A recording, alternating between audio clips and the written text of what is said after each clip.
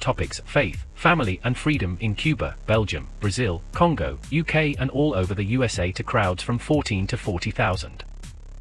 International leadership speaker, trainer and coach. Author of Learn to Raw Leadership, Attitude Hack, Live a More Excellent Life, 5 Battle Strategies of a Victorious Warrior. 2021 President's Lifetime Achievement Award recipient. Founding partner of the John Maxwell team. Toastmaster International Speech Competition semi-finalist. Founder of Tell It Like It Is TV, ThatGuyRocks.com and ThatGuySpeaks.com. Creator of Story Power TV, Transforming Grace TV, and Leading Leaders Podcast. Producer of 4 TV programs and podcasts for Liftable TV and World Trumpet Television as well as multiple social media channels. Please help me welcome J Loren Norris.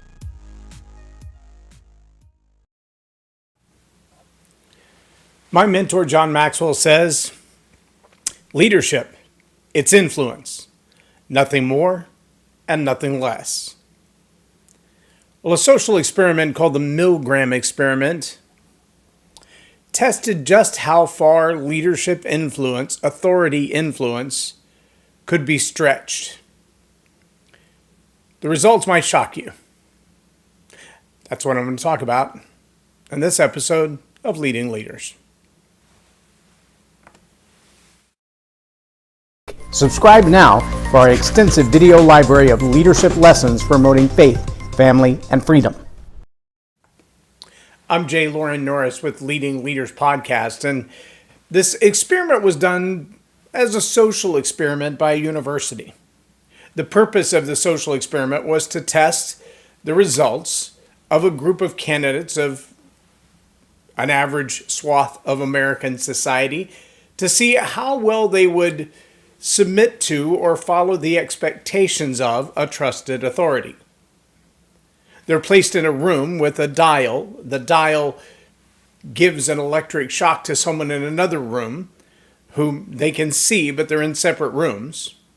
And the other person is strapped to a chair. They can't get away. And it would appear to the person who has control of the dial that the person in the other room has done something wrong or nefarious, or at least in some way they deserve to be shocked. And the person giving the instructions on just how much to shock them is wearing a white lab coat and a stethoscope, and so they have a position of trusted authority. And they give the instructions to administer a shock. And again. And again.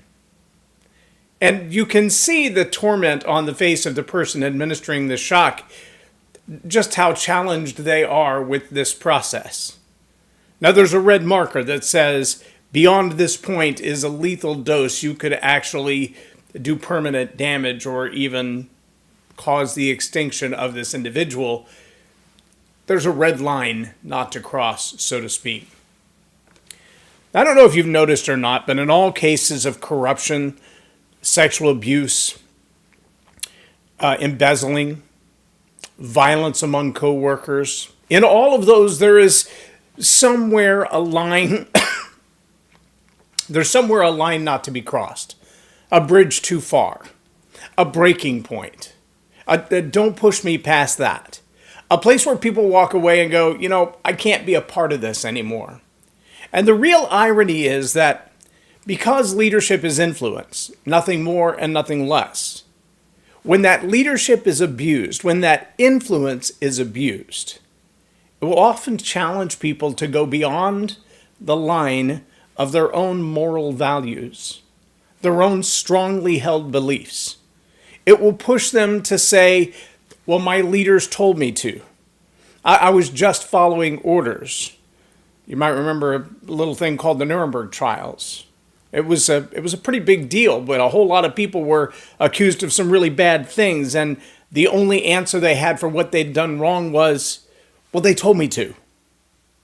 And yet we find that even in this Milgram experiment, decades later, when an authority tells us to do something that violates our core beliefs, our strongly held beliefs, our own value system, we tend to follow the instructions that we're given because we're generally speaking, a compliant society.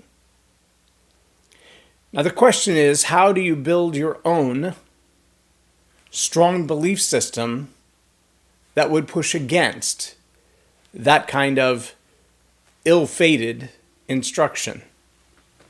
Now, the same kind of social experiment, it seems, has been perpetrated for decades around the world.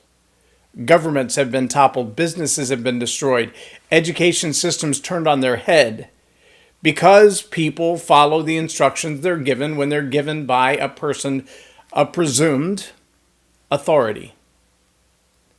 Now, I'm not an anarchist kind of a person. I'm not the one who says we should always question all authority. No, that's not me. I teach leadership. Instead, what I want to challenge you with is to ask you the question, are you responsible for the level of authority that you hold? Is your influence trustworthy?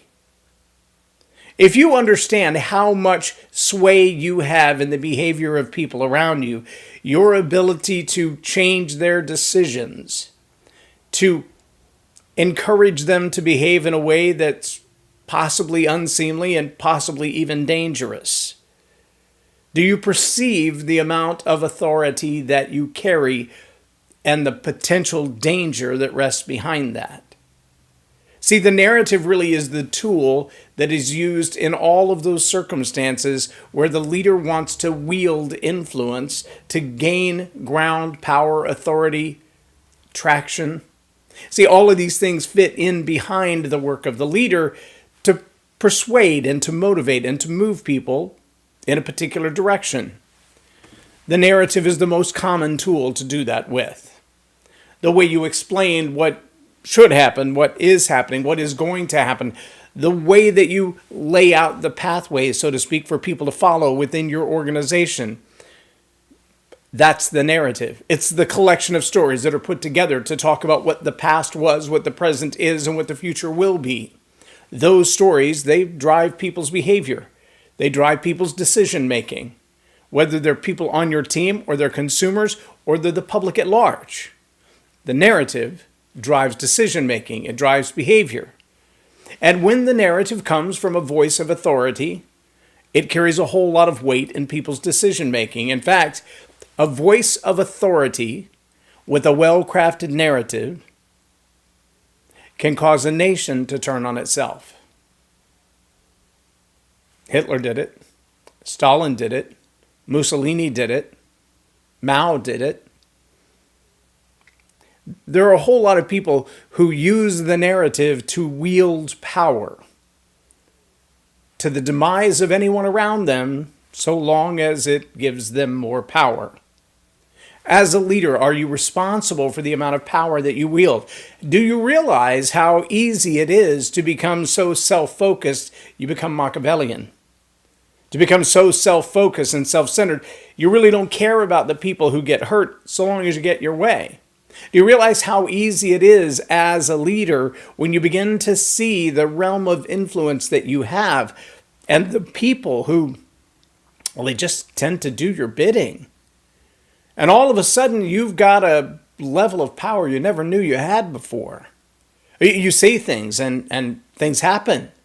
You come up with an idea and the world hops to make it come to pass. I was on a call with my mentor yesterday, and one of the ladies that called into the Q&A said she's working within a larger company. They've invested more than $100 million in this new process. But the leaders at the top refuse to speak into it. They won't answer the questions that are necessary for the new sense of direction. And yet the blame keeps coming down from the top to say, well, how come you haven't finished this project? How come we've invested so much money and it's not done yet? And the truth of the matter is the power that's being held at bay is being held at bay for a manipulative reason or for a lack of awareness. Or we don't know which one is true.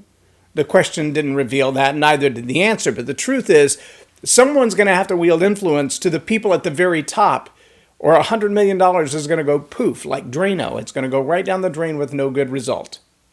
That's a scary thought. But the amount of power that the leader wields can be enormous. Look at Enron. Look at many companies that are now defunct because the leadership had an agenda and it wasn't serving the customer well. The leadership had an agenda to build a future for themselves, to build a fortune for themselves, to build an opportunity for themselves. Not to serve the people they served with, not to serve the consumer or the public, just to build their own wealth. And then they bowed out. Now, it does seem that there's a certain ilk of people right now, and maybe it goes back to their strong beliefs and their core values, who are handing their companies over to their employees as they retire. They're creating, I believe they call it an ESOP, an employee-owned company. Employee stock-owned company, something like that. But they're creating these companies that they're not owned by a CEO or a founder. They're not handing them off to the family. They're handing them off to the actual employees. They're putting the company in a trust so that everyone who has invested in the business has a chance to reap the rewards of that. I don't know short-term, long-term what the business model of that looks like or what those investments look like. That's not my bailiwick. But I can tell you from a leadership and influence standpoint, that's a significant change in the MO of high power wielding, high money producing organizations. That's not the norm. Most companies, the guy at the top or the gal at the top wants to take all the toys and go home when they retire or when they sell it off. They want to sell it and collect all the money they possibly can for themselves and their little circle of friends and family and then move on. Now, the challenge that we have today is to understand that as a leader, you wield a whole lot of influence. And the amount of influence that you wield as a leader, as a trusted authority, has the potential of causing people to violate their own core values, to go against their own strongly held beliefs, to do what they know to be wrong because you've asked them to. Oh, there were people that cranked it up past the 250 volts, that mark that told them it was a lethal dose that put people's lives in danger and potentially could end their life. They did so because they were told to, because they would rather cope with the consequences of having possibly taken somebody's life as long as they had an excuse to say, somebody else told me to do it, than to deal with the pressure of disobeying a trusted authority or not being found in compliance. Another good example of this kind of social experiment, the Milgram experiment, I challenge you to look that up on Wikipedia, YouTube, wherever you want to look it up. Look up the Milgram experiment. While you're looking that one up, also look up the Asch line test, ASCH line test. The Asch line test does a very similar experiment to the psychology of a group of people and how peer pressure will influence a decision that they know for a fact to be wrong. But in order to comply with the peer pressure of the people around them, they will do what they know to be wrong. Friends, as leaders, you wield a whole lot of power. Your influence extends a whole lot further than you think. And the decisions that you influence and inspire people to make might violate their own conscience, their own core beliefs, their own strongly held beliefs. And if you think there is no day of reckoning for that, you'd be wrong. There will be a time, like the Nuremberg trials or something similar, where someone will say, ignorance of the law is no excuse. And just because someone else told you to, you're not off the hook. What you did was wrong. Your core values told you it was wrong. Your strongly held beliefs told you it was wrong. Morality told you it was wrong. And you did it anyway. As a leader, I challenge you to hold your ground in those levels of influence. Because I know for a fact, there are people who are influencing you as well. And whoever is influencing you, regardless of the magnitude of their authority, regardless of the strength of their influence, the narrative that's pushing you to do what violates your own core values and strongly held beliefs is a narrative that you need to stand against. You better be clear on your own narrative, your own values, how you influence others, and why. Take the ground that you've lost, stand the ground that you have, and lead the narrative. That's your job as a leader. I'm J Loren Norris with Leading Leaders Podcast for Tell It Like It Is TV. Have a blessed day.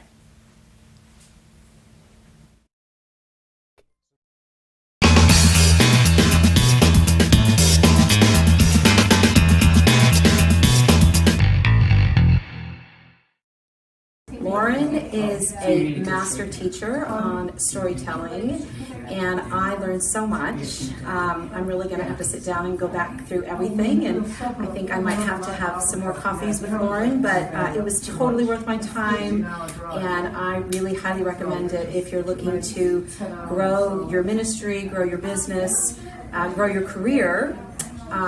Loren will serve you well. Thank you.